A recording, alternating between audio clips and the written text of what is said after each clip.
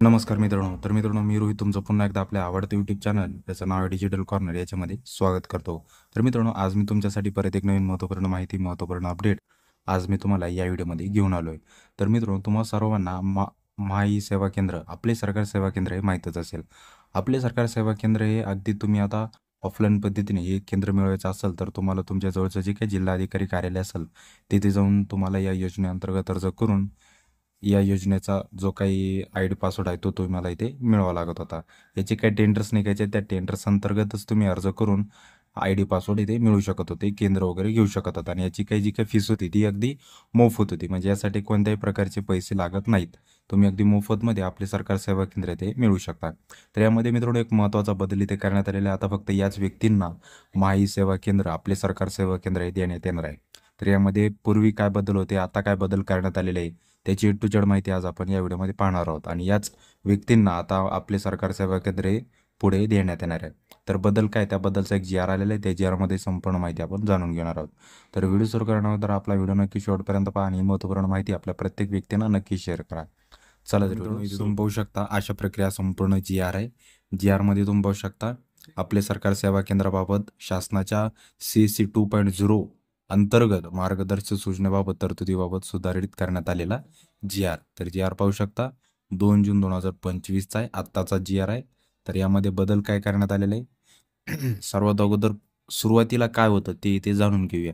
इथे माहिती पाहू शकता आपले सरकार सेवा केंद्राच्या CSC 2.0 अंतर्गत मार्गदर्शक सूचनाच्या मध्ये इथे काय बदल करण्यात आलेले आहे, ज्यामध्ये आता पूर्वी B2C ही सेवा प्रदान करण्यात येत होती. तर यामध्ये जी काही सेवा होती ती कोणत्याही व्यक्तीच्या ज्यांचे केंद्र सुरू असेल, परंतु जो CSC SPVचे केंद्र मिळवण्यासाठी विहित केलेल्या अटी शर्ती पूर्ण करत असेल असा व्यक्ती आपले सरकार सेवा केंद्रासाठी अर्ज इथे पात्र करू शकत होता.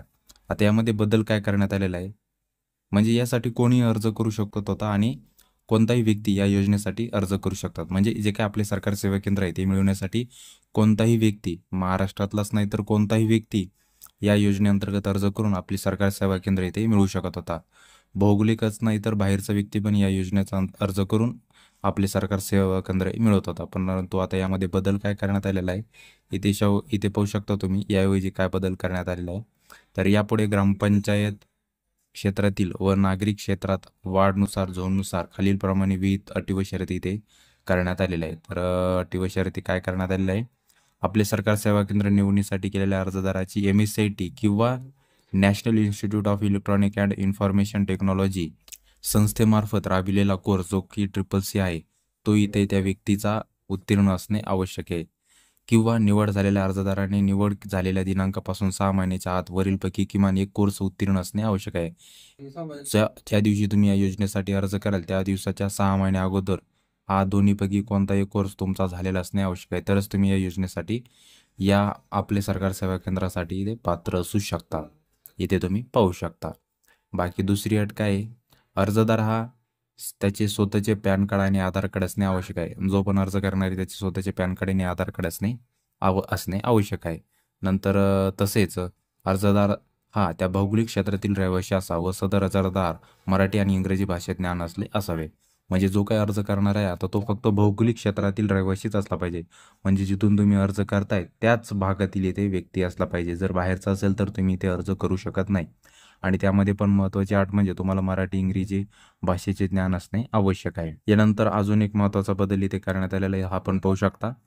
ज्या केंद्राने मागील 6 महिन्याच्या कालावधीत BRC बिझनेस टू सिटीजनचे अधिक व्यवहार केले असतील अशा कॉमन सर्व्हिस सेंटरलाच आपले सरकार सेवा केंद्र हे दर्जा प्राप्त करण्यात येणार आहे. म्हणजेच मित्रांनो, आता हे आपले सरकार सेवा केंद्र कोणाला मिळणार, ज्याच्याकडे CSCID आणि CSCID असल्यानंतरही ज्यांनी CSCID अंतर्गत सर्वात जास्त सेवा प्रदान केल्या असतील, CSCIDतून सर्वात जास्त सर्व्हिस वगैरे सिटीजनला दिले असतील, नागरिकांना दिले असतील, अशाच व्यक्तींना आपले सरकार सेवा केंद्र हे दिले जात होते. ही इथे महत्त्वाची अट पूर्वी ते निर्णयात घेत होती. परंतु आता याऐवजी काय निर्णय घेण्यात आलेला आहे, तर जिल्हाधिकारी कार्यालयानुसार इथे 23/8/2002च्या शासन निर्णयानुसार समितीद्वारे खालील गुणांकनांची व मुलाखतीची प्रक्रिया पार पाडण्यात इथे येणार आहे. सदर प्रक्रिया 100 गुण निर्धारित करण्यात येईल.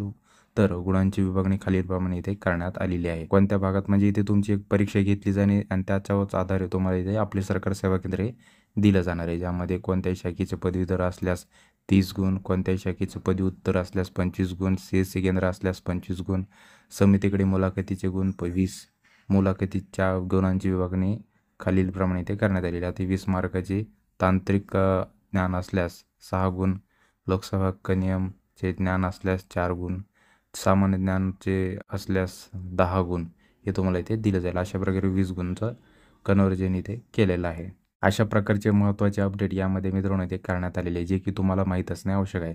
सरळ पाहायला गेलं तर आता आपले सरकार सेवा केंद्र जर तुम्हाला मिळवायचे असेल तर तुम्हाला इथे तुमचं 6 महिन्याच्या आतमध्ये ज्या दिवशी अर्ज करायला आपले सरकार सेवा केंद्रासाठी त्याच्या 6 महिन्याच्या आतमध्ये तुमचं CSC, CCC किंवा जे काय आपलं MSCIT असेल ते तुमचं इथे झालेली असणे आवश्यक आहे. यापैकी कोणत्याही 2पैकी एक कोर्स तुमचा झालेला असणे आवश्यक आहे. आणि दुसरी अट म्हणजे त्याचा स्वतःचा आधार कार्ड आणि पॅन कार्ड असणे आवश्यक आहे आणि तो रहिवासी असला पाहिजे. ज्या भागातून अर्ज करायचा तो भागाचा रहिवासी असला पाहिजे. तसेच यामध्ये अजून एक महत्त्वाची माहिती म्हणजे पूर्वी जे काय तुमचे CSC सेंटर अंतर्गत जे काय तुमचे ट्रान्झॅक्शन, जे काय तुमचं कार्य 6 महिन्याचं मोजलं जात होतं, त्याऐवजी आता तुम्हाला इथे पेपर द्यावे, ते एक्झाम वगैरे द्यावी लागणार आहे. त्या अंक दर 100 गुणची एक्झाम ही असणार आहे, त्या अंतर्गतच तुमचं इथे सिलेक्शन केलं जाणार आहे. तर अशा प्रकारे महत्त्वाचा बदल आता इथे आपल्या सरकारी सेवा केंद्रामध्ये करण्यात आलेला आहे, जे की तुम्हाला माहीत असणे आवश्यक आहे. तर अशा प्रकारे मित्रांनो संपूर्ण माहिती होती. मित्रांनो तुम्हाला जरी माहिती आवडली असेल तर नक्की आपल्या व्हिडिओला लाईक करा, शेअर करा आणि सबस्क्राईब करायला विसरू नका, जेणेकरून तुम्हाला अशीच महत्त्वपूर्ण माहिती अपडेट्स मिळत राहील. चला तर पुन्हा भेटूया अशाच एक नवीन व्हिडिओसोबत. जय हिंद, जय महाराष्ट्र.